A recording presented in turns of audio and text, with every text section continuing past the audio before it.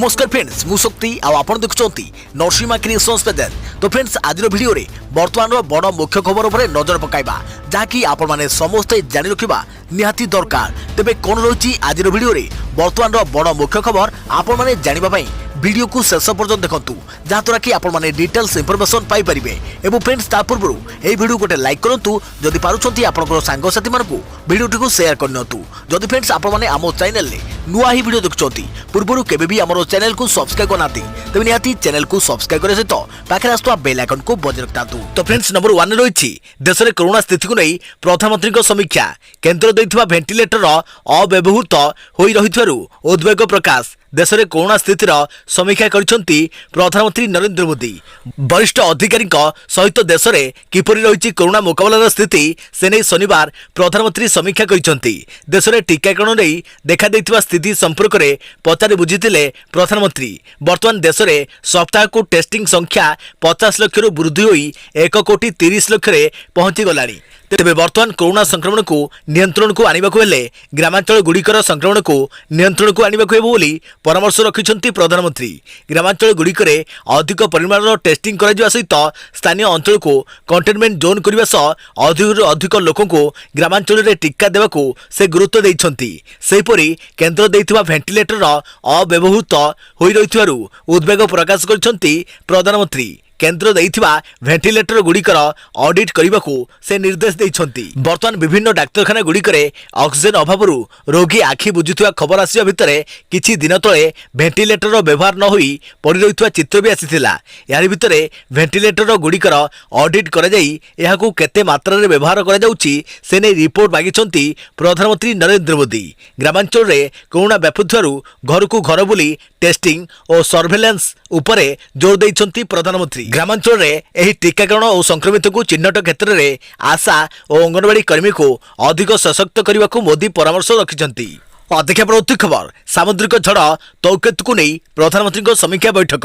लोकों को निरापद स्थान को नेबा को वरिष्ठ अधिकारी को निर्देश। आरब सागर सुष्ठ बात्या तौकेत को नहीं आज प्रधानमंत्री उच्चस्तरीय बैठक करिसेंती। विभिन्न राज्य और केंद्र सरकार को विभिन्न मंत्रालय सह आलोचना करिसेंती। लोकों को निरापद स्थान को स्थानांतर करने को संभाव्य पदक्षेप ग्रहण करने को वरिष्ठ अधिकारी मानक निर्देश दैछंती।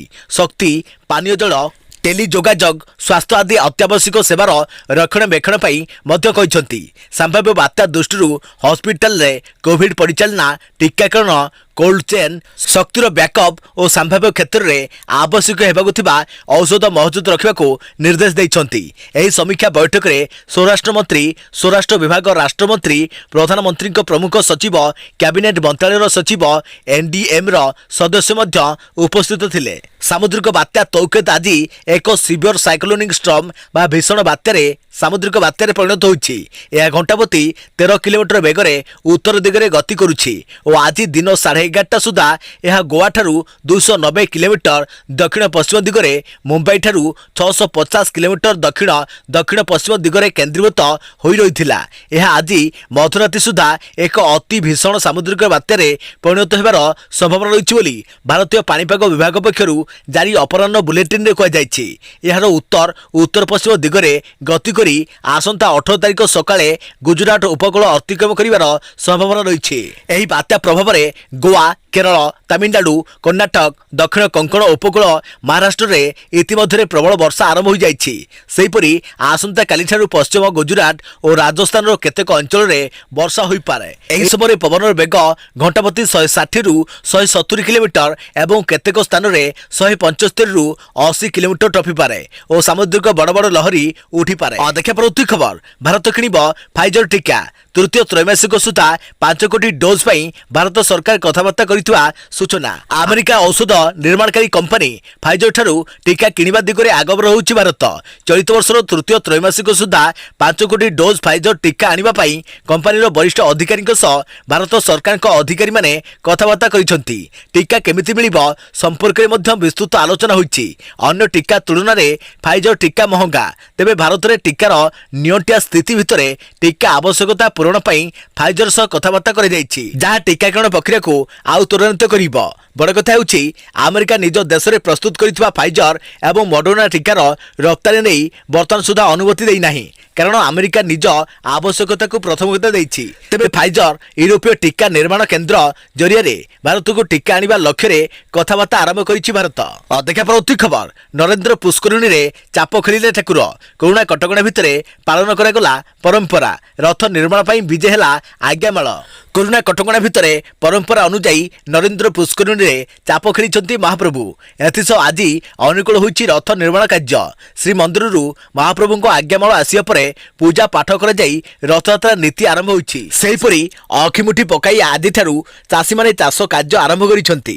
ମହାମାରୀ କରୋନା ସାରା ଦେଶକୁ କଲବଲ କରୁଥିବା ବେଳେ ମାନବୀୟ ଲୀଳା କରିଛନ୍ତି ମହାପ୍ରଭୁ। ପରମ୍ପରା ଅନୁସାରେ ଅନୁଷ୍ଠିତ ହୋଇଛି ଚନ୍ଦନ ଯାତ୍ରା। ସୁସଜ୍ଜିତ ନନ୍ଦା ଆଉ ଭଦ୍ରାରେ ନରେନ୍ଦ୍ର ପୁଷ୍କରିଣୀରେ ଜଳ କ୍ରୀଡ଼ା କରିଛନ୍ତି ଶ୍ରୀଜୀଉ। ହେଲେ ବିନା ଭକ୍ତରେ ଚନ୍ଦନ ଯାତ୍ରା ହୋଇଛି। ଯେମିତି କୌଣସି ଭକ୍ତ ଆସି ନ ପାରିବେ ସେଥିପାଇଁ ପୁଷ୍କରିଣୀ ଚାରିପଟେ 144 ଧାରା ଜାରି କରାଯାଇଛି। କେବଳ ସୀମିତ ସେବାୟତରେ ଜଳ କ୍ରୀଡ଼ା କରିଛନ୍ତି ମହାପ୍ରଭୁ। ଦେଖା ପରବର୍ତ୍ତୀ ଖବର, କରୋନାର ତୃତୀୟ ଲହର ପାଇଁ ରାଜ୍ୟ ସରକାରଙ୍କ ପ୍ରସ୍ତୁତି। ମୁକାବିଲା ପାଇଁ ବିଶେଷଜ୍ଞ ଡାକ୍ତର ଓ ବୈଜ୍ଞାନିକଙ୍କୁ ନେଇ ଉଚ୍ଚ କ୍ଷମତା ସମ୍ପନ୍ନ କମିଟି ଗଠନ। କରୋନାର ତୃତୀୟ ଲହର ଆଗରୁ ରାଜ୍ୟ ସରକାର ପ୍ରସ୍ତୁତି। ମୁକାବିଲା ପାଇଁ ଏବେଠାରୁ ରାଜ୍ୟ ତିଆରି କରିଛନ୍ତି ମାଷ୍ଟର ପ୍ଲାନ୍। ତୃତୀୟ ଲହରକୁ ମୁକାବିଲା ପାଇଁ ଉଚ୍ଚ କ୍ଷମତା ସମ୍ପନ୍ନ କମିଟି ଗଠନ କରିଛନ୍ତି ରାଜ୍ୟ ସରକାର। ଦେଶର ବିଶେଷଜ୍ଞ ଡାକ୍ତର ଓ ବୈଜ୍ଞାନିକ ଏହି କମିଟିରେ ରହି ସରକାରଙ୍କୁ କରୋନା ମୁକାବିଲାରେ ବାଟ ଦେଖାଇବେ। ଦେଶର 3 ଜଣ ବଛା ବଛା ଡାକ୍ତର ଏବଂ ରାଜ୍ୟ ସରକାରଙ୍କ DMETଙ୍କୁ ନେଇ ଗଠିତ ଏହି ଉଚ୍ଚ କ୍ଷମତା ସମ୍ପନ୍ନ କମିଟି ପରାମର୍ଶରେ କରୋନାର ତୃତୀୟ ଲହର ମୁକାବିଲା କରିବାକୁ ପ୍ରସ୍ତୁତ ହୋଇଛନ୍ତି ରାଜ୍ୟ ସରକାର। ଡକ୍ଟର ଶ୍ରୀନାଥ ରେଡ୍ଡୀଙ୍କ ଅଧ୍ୟକ୍ଷତାରେ ଏହି କମିଟିରେ ଅଛନ୍ତି ଦେଶର 3 ବିଶେଷଜ୍ଞ ଡାକ୍ତର ଓ ବୈଜ୍ଞାନିକ। DMET ଶିବକେ ମହାନ୍ତି ଏହି କମିଟିର ଆବାହକ ରହିଛନ୍ତି। ମହାମାରୀ କରୋନାର ମୁକାବିଲା ନେଇ ଏହି କମିଟି ସରକାରଙ୍କୁ ପରାମର୍ଶ ଦେବ। ତୃତୀୟ ଲହର ଶିଶୁଙ୍କ ପାଇଁ ଘାତକ ହେବାକୁ ଥିବାରୁ ଏହା ଆଗରୁ ରାଜ୍ୟରେ ଚିକିତ୍ସା ଭିତ୍ତିଭୂମି ଉପରେ ଫୋକସ୍ ଦେଇଛନ୍ତି ସରକାର। କିଛି ଦିନ ଆଗରୁ କେନ୍ଦ୍ର ସରକାର କହିଥିଲେ ତୃତୀୟ ଲହର ଅସମ୍ଭାବୀ, ହେଲେ କେତେବେଳେ ଏହା ଆସିବ ତାହା କହିବା ମୁସ୍କିଲ। ତୃତୀୟ ଲହରକୁ ନେଇ ଅସ୍ତବ୍ୟସ୍ତ ହୋଇପଡ଼ିଥିବା ରାଜ୍ୟ ସରକାରଙ୍କ ପାଇଁ ଏବେ ଚିନ୍ତା ବଢ଼ାଇଛି ତୃତୀୟ ଲହର। ଦେଖେ ପରବର୍ତ୍ତୀ ଖବର, ବଢ଼ୁଥିବା ବ୍ଲାକ୍ ଫଙ୍ଗସ୍ ରୋଗୀଙ୍କୁ ନେଇ ସତର୍କ ରହିଲେ ଦିଲ୍ଲୀ ଏମ୍ସ ମୁଖ୍ୟ। କହିଲେ ଷ୍ଟେରଏଡ୍ର ଅପବ୍ୟବହାର କାରଣରୁ ବଢ଼ୁଛି ସଂକ୍ରମଣ। କରୋନା ସଂକ୍ରମଣ ବେଳେ ଏବେ ବ୍ଲାକ୍ ଫଙ୍ଗସ୍ ଦେଶର ଚିନ୍ତା ବଢ଼ାଇଛି। ବଢ଼ୁଥିବା ବ୍ଲାକ୍ ଫଙ୍ଗସ୍ ରୋଗୀଙ୍କୁ ନେଇ ସତର୍କ କରାଇଛନ୍ତି ଦିଲ୍ଲୀ ଏମ୍ସ ନିର୍ଦ୍ଦେଶକ ଡକ୍ଟର ରଣଦୀପ ଗୁଲେରିଆ। ଷ୍ଟେରଏଡ୍ର ଅପବ୍ୟବହାର କାରଣରୁ ବ୍ଲାକ୍ ଫଙ୍ଗସ୍ ସଂକ୍ରମଣ ବଢ଼ୁଥିବା କହିଛନ୍ତି ଦିଲ୍ଲୀ ଏମ୍ସ ନିର୍ଦ୍ଦେଶକ। ତେବେ ମଧୁମେହ କୋଭିଡ୍ ରୋଗୀଙ୍କ କ୍ଷେତ୍ରରେ ଷ୍ଟେରଏଡ୍ର ଅଧିକ ବ୍ୟବହାର ଯୋଗୁଁ ବ୍ଲାକ୍ ଫଙ୍ଗସ୍ ସଂକ୍ରମଣ ନେଇ ଆଶଙ୍କା ଅଧିକ ରହିଛି। ତେଣୁ ଷ୍ଟେରଏଡ୍ କମ୍ ବ୍ୟବହାର କରିବା ଉପରେ ଗୁରୁତ୍ୱ ଦେଇଛନ୍ତି ଦିଲ୍ଲୀ ଏମ୍ସ ନିର୍ଦ୍ଦେଶକ ଡକ୍ଟର ରଣଦୀପ ଗୁଲେରିଆ। ଏମ୍ସରେ ଏବେ 23 ଜଣ ବ୍ଲାକ୍ ଫଙ୍ଗସ୍ ଆକ୍ରାନ୍ତ ଚିକିତ୍ସିତ ହେଉଛନ୍ତି। ତେବେ ସେମାନଙ୍କ ମଧ୍ୟରୁ 20 ଜଣ କରୋନାରେ ସଂକ୍ରମିତ। ସେହିପରି ଅନେକ ରାଜ୍ୟରେ ଏବେ 500ରୁ ଅଧିକ ବ୍ଲାକ୍ ଫଙ୍ଗସ୍ ରୋଗୀ ଚିକିତ୍ସିତ ହେଉଛନ୍ତି। ତେବେ ଅଧିକ ମାତ୍ରାରେ ଷ୍ଟେରଏଡ୍ ବ୍ୟବହାର ଯୋଗୁଁ ବ୍ଲାକ୍ ଫଙ୍ଗସ୍ ସଂକ୍ରମଣ ହେଉଥିବା ଜଣାପଡ଼ିଛି ଏବଂ କରୋନା ସଂକ୍ରମିତଙ୍କ ଚିକିତ୍ସା କ୍ଷେତ୍ରରେ ଅତ୍ୟଧିକ ଷ୍ଟେରଏଡ୍ ବ୍ୟବହାର ହେଉଥିବା ସେ କହିଛନ୍ତି, ଯାହାକି ବ୍ଲାକ୍ ଫଙ୍ଗସ୍କୁ ସକ୍ରିୟ କରିବାରେ ସହଯୋଗ କରୁଥିବା କହିଛନ୍ତି ଡକ୍ଟର ରଣଦୀପ ଗୁଲେରିଆ। ଏହାସହ ମଧୁମେହ ରୋଗୀ କରୋନାରେ ଆକ୍ରାନ୍ତ ହେଲା ପରେ ଏହି ବ୍ଲାକ୍ ଫଙ୍ଗସ୍ ସଂକ୍ରମଣ ହେବାର ଅଧିକ ଆଶଙ୍କା ଥାଏ। ଏହାକୁ ରୋକିବାକୁ ହେଲେ ଷ୍ଟେରଏଡ୍ କମ୍ ବ୍ୟବହାର କରିବାକୁ ହେବ ବୋଲି କହିଛନ୍ତି ଦିଲ୍ଲୀ ଏମ୍ସ ନିର୍ଦ୍ଦେଶକ ଡକ୍ଟର ରଣଦୀପ ଗୁଲେରିଆ। ଦେଖା ପରବର୍ତ୍ତୀ ଖବର, କୃଷକ ଆନ୍ଦୋଳନକୁ ପୂରିବାକୁ ଯାଉଛି 6 ମାସ। ମେ 26 ତାରିଖରେ ସାରା ଦେଶରେ କଳା ଦିବସ ପାଳନ କରିବାକୁ କୃଷକ ନେତାଙ୍କ ଆହ୍ୱାନ। କୃଷି କାନୁନ ବିରୋଧରେ ସ୍ୱର ଉତ୍ତୋଳନ କରିଥିବା କୃଷକମାନେ ଏବେ ବି ପଛକୁ ହଟିବାକୁ ନାରାଜ। କରୋନା ମହାମାରୀ ସମୟରେ ବି ସେମାନେ ନିଜ ଜିଦ୍ରେ ଅଟଳ ରହିଛନ୍ତି। ଏହାରି ମଧ୍ୟରେ କୃଷକ ନେତା ଓ କେନ୍ଦ୍ର ସରକାରଙ୍କ ମଧ୍ୟରେ ଅନେକ ଥର ଆଲୋଚନା ହୋଇଥିଲେ ବି କୌଣସି ନିଷ୍କର୍ଷ ବାହାରିପାରି ନାହିଁ। କେନ୍ଦ୍ର ସରକାରଙ୍କ ଦ୍ୱାରା ପାରିତ କୃଷି ଆଇନକୁ ବିରୋଧ କରି ଆନ୍ଦୋଳନ ଚଳାଇଥିବା ଦେଶର 40 କୃଷକ ସଂଗଠନ ବା ସଂଯୁକ୍ତ କିଷାନ ମୋର୍ଚ୍ଚା ତରଫରୁ ଶନିବାର ଦିନ କୁହାଯାଇଛି କି ଦିଲ୍ଲୀ ସୀମାରେ ଚାଲିଥିବା ଆନ୍ଦୋଳନକୁ 6 ମାସ ପୂରିବାକୁ ଯାଉଛି। ଏନେଇ ମେ 26 ତାରିଖ ଦିନ ସାରା ଦେଶରେ କୃଷକମାନେ କଳା ଦିବସ ପାଳନ କରିବେ।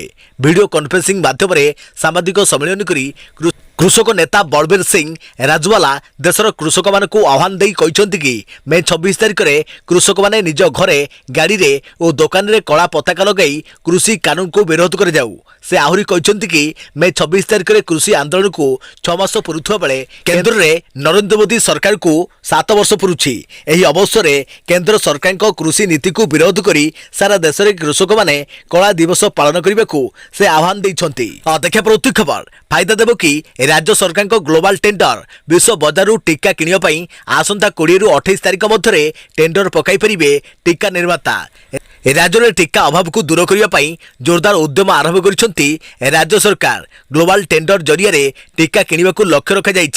आसंता 20 तारिख में ऑनलाइन टेंडर आरंभ हो 28 तारिख पर खोल टेंडर। जो फार्मा कंपनी टेंडर पाइब ताकू 4 मास भितर समस्त टीका देवाक पड़िबो। टीका 4 मास समय 30 दिन में देवाक 75 लाख टीका, 60 दिन में 2 कोटी 25 लाख, 90 दिन में 3 कोटी 75 लाख, 120 दिन भितर 3 कोटी 80 लाख टीका जोगाइब। तेबे नजर पकाइबा ग्लोबल टेंडर रे कौन रही शर्त। टेंडर रे भाग नेउथुवा टीका कंपनी को अनुमति देइथिबो डीसीजीआई। टेंडर अवधि 6 मास रखिछि ओडिशा औषध निगम। धार्य डोज रे आगुआ 30% टंका दिया। टंका पैठर 2 दिन भितर 7% टंका पैठ करे जिवो। सबुठारु कम टेंडर डाकिथिबा संस्था को दिया 50% ऑर्डर। जो टीका 2 रु 8 डिग्री सेल्सियस तापमात्रा भितर संरक्षित रही पारुथिबो सेही टीका निर्माता माने टेंडर रे भाग नै परिबे। देखा प्रति खबर भुवनेश्वर को भूताणु भय। आज भुवनेश्वर चिन्हट हेले 1118 कोरोना आक्रांत, सेपटे सुस्थ हेले 851 जन। भुवनेश्वर को डराउछि कोरोना भूताणु। आज गोटे दिन में चिन्हट होती 1118 कोरोना आक्रांत। क्वारेंटाइन सेंटर रु 174 जन चिन्हट होता बेले 944 लोकाल केस चिन्हट होती। सेहीपरि 851 कोरोना आक्रांत सुस्थ होई घर को फेरी। भुवनेश्वर मंचेश्वर, रसुलगढ़, हंसपाड़, पहाड़, शहीदनगर, सत्यनगर, झारपड़ा, खंडगिरी, पटिया, जयदेव विहार, नयापल्ली, कल्पना, बमिखाल, बरमुंडा, चिंतामणीश्वर, एजी कॉलोनी, पलासपल्ली, पोखरीपोट, शैलश्री विहार, सामंतरायपुर आदि अंचल पॉजिटिव चिन्ह होती। बर्तमान भुवनेश्वर में 60,281 पहुंची कोरोना आक्रांत संख्या। सेहीपरि 48,286 जन सुस्थ होई घर को फेरुंट। आहरी 11,683 कोरोना पॉजिटिव भुवनेश्वर में सक्रिय रही। देखा प्रति खबर 10,000 उपर सुस्थ संख्या। आज राज्य में सुस्थ हेले आउ 10,781 कोरोना आक्रांत। भूताणु भितर राज्य पर भल खबर। आज राज्य में रेकर्ड सृष्टि करिछि सुस्थ संख्या। आज कोरोना सुस्थ हेले आउ 10,781 कोरोना पॉजिटिव हेले जो मात्रा रे कोरोना आक्रांत चिन्ह रहउछंती ता आगरे एही सुस्थ संख्या किछि भी नुहे। आज गोटे दिन में 11,000 रु अधिक कोरोना आक्रांत चिन्ह रहउछंती, जहाँकि सरकार को चिंता बढ़ाई दैछि। आज खोर्धारु सर्वाधिक 1,605 कोरोना आक्रांत सुस्थ होइछंती। सेहीपरि सुंदरगढ़ 1,186, कटक 966, नवरंगपुर 342, झारसुगुड़ा 422, अनुगुड़ 557, मयूरभंज 257, संबलपुर 458, नुआपड़ा 256, पुरी 366, बरगढ़ 530, जाजपुर 177, बलांगीर 258, केन्दुझर 207, गंजाम 285, बालेश्वर 97, गजपति 91, रायगढ़ 131, कलाहांडी 566, नयगढ़ 267, सोनपुर 144, जगतसिंहपुर 147, देवगढ़ 110, केन्द्रापड़ा 143, कोरापुट 218, भद्रक 157, कंधमाल 76, मालकानगिरी 67, ढेंकानाल 163 और बौद्धर 251 जन सुस्थ होई घर को फेरी। देखा प्रति खबर मंगल में अवतरण कला चीन झुरंग रोभर। चीन झुरंग रोभर मंगल ग्रह में सफलतार सह अवतरण होइछि। एथिसह चीन द्वितीय देश भाव मंगल में पाद थापिछि। या पूर्व अमेरिका केवल यही सफलता हासिल करिथिला। 7 मास यात्रा पर झुरंग मंगल कक्षपथरे घूरी बुलिथिला। यार ओजन 240 किलोग्राम रहिथिबा बेले एथिरे 4टी चक्का और 4टी सोलार पैनल रहिछि। मंगल ग्रहरु अधिक तथ्य प्रदान रे यह सहायक हेबो बोली चीन पक्षरु कह जायछि। सेठारु पृथ्वी पृष्ठ को सूचना पहुंचीबारे 18 मिनिट समय लागिबो। राष्ट्रपति श्री जिनपिंग एही सफलता नै महाकाश विज्ञान को अभिनंदन जणाइछन्ति। देखा प्रति खबर नुआ रूप में लोकार्पित है पुरी स्वर्गद्वार। पुरी स्वर्गद्वार नवीकरण पर शनिवार यह सर्वसाधारण उद्देश्य रे लोकार्पित होइछि। जिलापाल समर्थ वर्मा को लोकार्पण करिसेंति। प्राय 6 कोटी 30 लाख टंका व्यय स्वर्गद्वार नवीकरण कार्य कर जाइछि। स्वर्गद्वार शवदाह केन्द्र को संपूर्ण आधुनिक शैली रे निर्माण कर जाइछि। एककालीन शवदाह पई 28टी पिंडी रही। उपयुक्त परिवेश पई शवदाह केन्द्र चतुर्पार्श्व को गिनेरी कर जाइछि। शवदाह समय परिवेश संतुलन पई रही स्वतंत्र व्यवस्था। तेलंगाना महा प्रस्थानम ढांचारे निर्माण कर स्वर्गद्वार 2019 नवेम्बर पहिलारे लोकसभा भवन ठारे मुख्यमंत्री नवीन पट्टनायक अध्यक्षतार अनुष्ठित बैठक में स्वर्गद्वार सामग्रिक विकास पर राज्य सरकार प्रथम पर्यायर 5 कोटी टंका खर्च करने को लक्ष्य रखिते। देखा प्रति खबर युद्धे मुहाउची इस्राएल हमसा संघर्ष 126 मृत 950 आहत। इस्राएल और हमसा मध्य उपजुवा संघर्ष एवं धीरे धीरे युद्ध आड़े मुहाइबार लगी। शनिवार सुधा यह लड़ई 31 छोट पिला समेत 126 मृत्युवरण करता बेले 950 जन आहत होती। इस्राएल माइंड गेम इस्राएल हमास प्रमुख कमांडर को मारिबा पई मीडिया रे आर्मी गाजा पट्टी उपरे आक्रमण करने को जाउछु बोली प्रचार कराइथिला। हमासर आतंकवादी माने टनेल मध्य लुचि जाइथिले। इस्राएल फाइटर प्लेन टनेल उपरे 40 मिनिट पर्यंत अटैक करथिले। एथिरे अनेक हमास आतंकवादी निहत होइछंती। देखा प्रति खबर केवल मालकानगिरी को छाड़ी बाकी जिले में तातीर आश्वस्ति। कालबैशाखी प्रभाव में तातीर मिली त्राही। किछि दिन धरी पारद सामान्य ह्रास पाइथिबा बेले आज सामान्य गरम अनुभूत होइछि। केवल मालकानगिरी रे तापमात्रा 40 डिग्री छुईछि। बाकी जिले में पारद 40 डिग्री तलकू ह्रास पाइछि। एने सूचना देछि भुवनेश्वर आंचलिक पाणीपाग विभाग। आज बालेश्वर में तापमात्रा 35.8 डिग्री थिबा बेले चांदबाली रे 37.2, कटक रे 36.4, पारादीप रे 33.2, भुवनेश्वर रे 37.3, गोपालपुर रे 33.1, पुरी रे 34, अनुगुल रे 38.1, बारिपदा रे 37, झारसुगुड़ा रे 37.2, केन्दुझर रे 35.2, संबलपुर रे 38, सुंदरगढ़ रे 36, हीराकुद रे 36.7, तालचेर रे 38.2 डिग्री तापमात्रा रेकर्ड कर जाइछि। सेपरी भवानीपाटना रे तापमात्रा 39 डिग्री रही बेले बलांगीर रे 37.5, कोरापुट रे 34.5, फुलबाणी रे 39, टिटलागढ़ रे 39, मालकानगिरी रे 39, सोनपुर रे 39, दारिंगबाड़ी रे 32, नयगढ़ रे 37.5, बौद्ध रे 38, छतरपुर रे 34.5, पाराखमुंड रे 36.5 डिग्री तापमात्रा रेकर्ड कर जाइछि। देखा प्रति खबर यात्री माने दयाकरी ध्यान दिंतु। सामुद्रिक झड़ ताउकेतु को दृष्टि रखी पुरी ओखा समेत 56टी ट्रेन बातिल। देखंतु तालिका। यात्री माने दयाकरी ध्यान दिंतु। सामुद्रिक झड़ ताउकेतु को दृष्टि रखी आज यात्री सुरक्षा पाई ट्रेन बातिल कर जाइछि। स्वल्प बंद करने को निष्पत्ति निया जाइछि। एने पश्चिम रेलवाई पक्षर सूचना जारी कर जाइछि। पश्चिम रेलवाई घोषणा करिछि जे यात्री सुरक्षा तथा ट्रेन चलाचल पाई अनेक ट्रेन बातिल कर जाइछि। जहां मे 15 रु 21 तारिख पर्यंत बातिल हेबो। बातिल होइतिबा ट्रेन रो तालिका मध्य प्रस्तुत कर जाइछि।